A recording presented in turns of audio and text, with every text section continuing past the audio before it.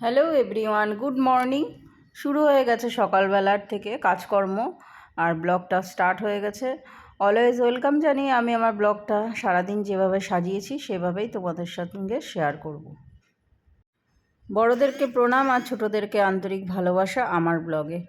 তো সকালবেলা ঠাকুরের বাসন মেজে নিয়েছি, ঠাকুর বাসন মেজে উবুর করে রাখছি, আর ঠাকুর ঘরটাও মুছে নেব। ওইদিকে আমার ফুল তোলা কমপ্লিট হয়ে গেছে।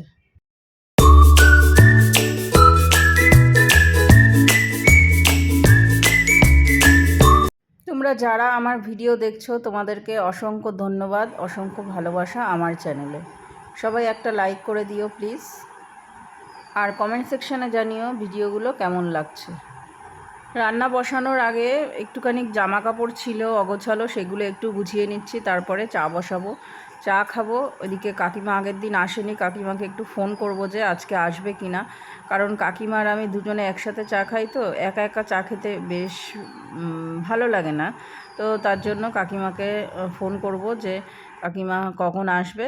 তো তার জন্যই চাটা বসানোর জন্য ওয়েট করছি। তার আগেই যে ঘরের টুকটাক কাজ, যেমন জামা কাপড় গোছানো, এগুলো একটু করে নিচ্ছি। সংসারের কাজ এত গরমের মধ্যে থেকেও আমি কিভাবে সকাল থেকে রাত পর্যন্ত যেভাবে সংসারের কাজকর্মগুলো করে থাকি সেগুলোই তোমাদের সঙ্গে শেয়ার করছি আজকে।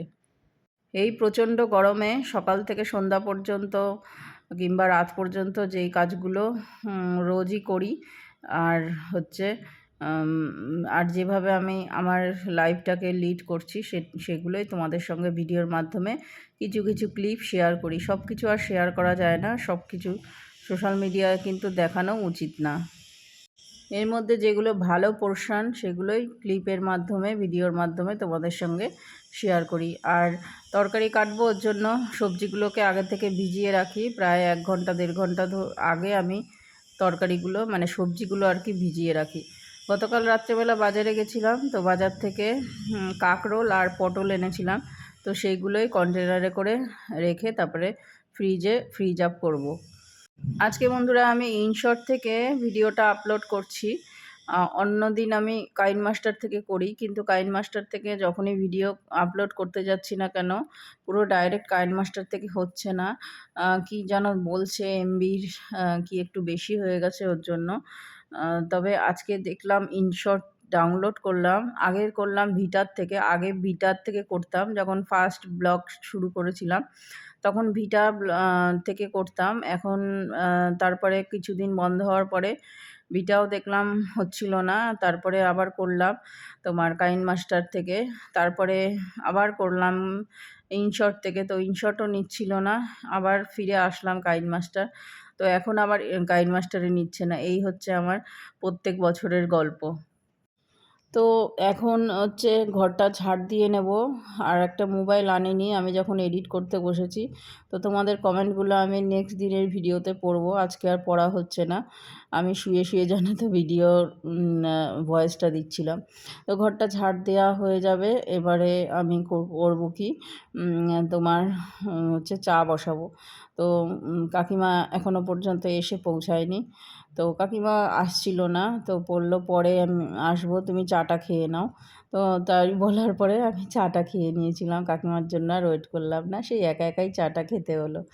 যাক, মা বাবু ছিল এতদিন, বেশ মজা করে দিনগুলো 10-15 দিন কাটিয়েছি। তবে মা বাবুরও তো সংসার আছে, তারা তো আর আমার বাড়ি পড়ে থাকবে না, আর মেয়ের বাড়ি থাকাটাও তাদের পক্ষে সম্ভব না, যেহেতু তাদেরও সংসার একটা আছে, ওর জন্য আর কি মা বাবু চলে গেছে। তবে মনটা খুবই খারাপ লাগছে আজকে, জানো বন্ধুরা, আজকে যোগা ক্লাসে যাইনি, মন খারাপ হচ্ছিল। কালকে বিশ্ব পরিবেশ দিবস গেছিলো, তো তার জন্য সবাই গেছিলো।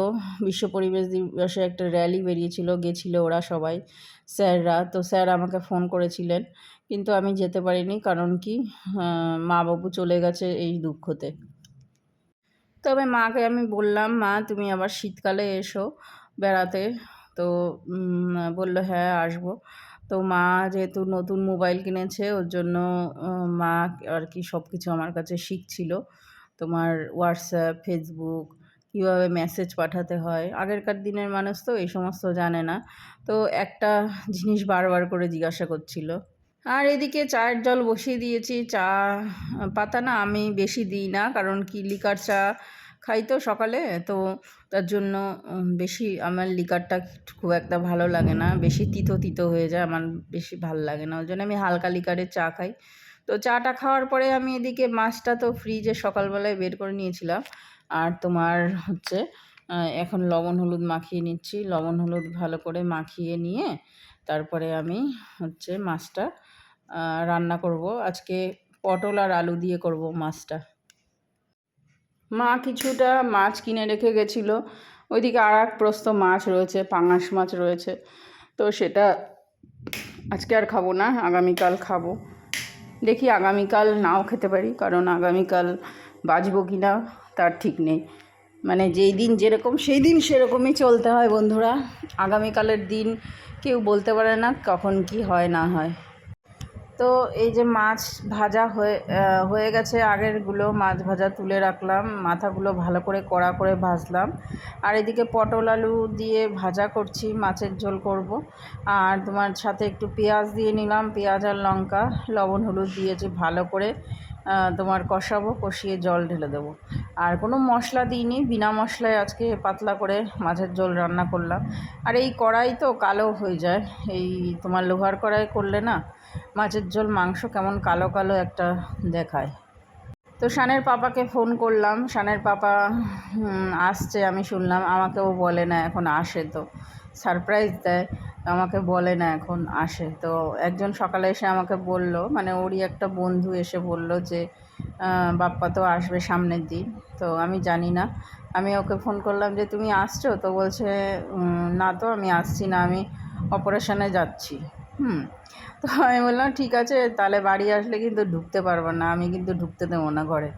তা বলছে আমি এখন আসছি না, তো আমি 10 তারিখের পরে আসবো। ঠিক আছে চলো। তো সকালবেলা রুটি করে নিচ্ছি, রুটি করব। আর হচ্ছে তোমার ছোলা গতকাল করেছিলাম, যেহেতু যে ছোলাটা রয়ে গেছে ওর জন্য ওই রুটি দিয়ে ওই তরকারি দিয়ে খেয়ে নেব, তরকারিটা একটু গরম করে নেব, হয়ে যাবে।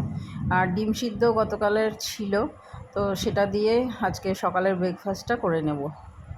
এখন প্রচণ্ড পরিমাণে খিদে পেয়েছে, ওর জন্য রুটি কটা করে নিচ্ছি, করে নিয়ে তারপরে তোমার খেয়ে নেব। তারপরে আর একটা রান্না আছে, সেটা হচ্ছে গিয়ে তোমার কাঁকরোল আর আলুর তরকারি করব, পেঁয়াজ দিয়ে আর লঙ্কা দিয়ে। তো সেই তরকারিটা একটু পরে করব, আগে খিদে পেয়েছে, 9টার বেশি বেজে গেছে, ওর জন্য আজকে রান্নাটা আগে করে নিলাম, মানে সকালের ব্রেকফাস্টটা আর মাছের ঝোলটা করে নিলাম আগে। এই রুটি এখন সবকটাই ফোলে। আগে যখন নতুন সংসার হয়েছিল, মানে যখন প্রথম প্রথম বিয়ে হয়েছিল, তখন কিন্তু রান্নাই করতে পারতাম না, রুটি তো দূরের কথা। তো সব মোবাইলও ছিল না তখন, আমাদের যখন 20 বছর আগের কথা বলছি, আমার 20 বছর আগে বিয়ে হয়েছে। তো যখন বিয়ে হয়েছে তখন কিন্তু আমাদের মোবাইলও ছিল না, আমরা কোনো কিছুতে দেখতেও পারতাম না যে কিসে কী ফোড়ন দেবো, কীরমভাবে রান্না করলে ভালো হবে।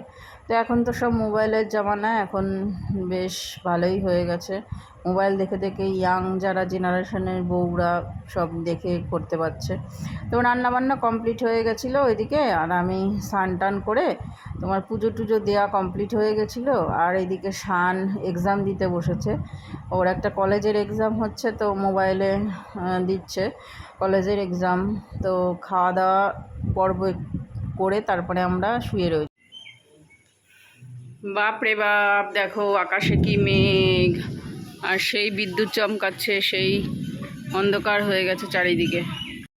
তাহলে চলো বন্ধুরা, আজকের মতো এখানে বিদায় নিচ্ছি, নেক্সট ব্লগে তোমাদের সাথে দেখা হবে। ততক্ষণের জন্য তোমরা সবাই সুস্থ থেকো, সাবধানে থেকো, আর অবশ্যই ভালো থেকো। টাটা।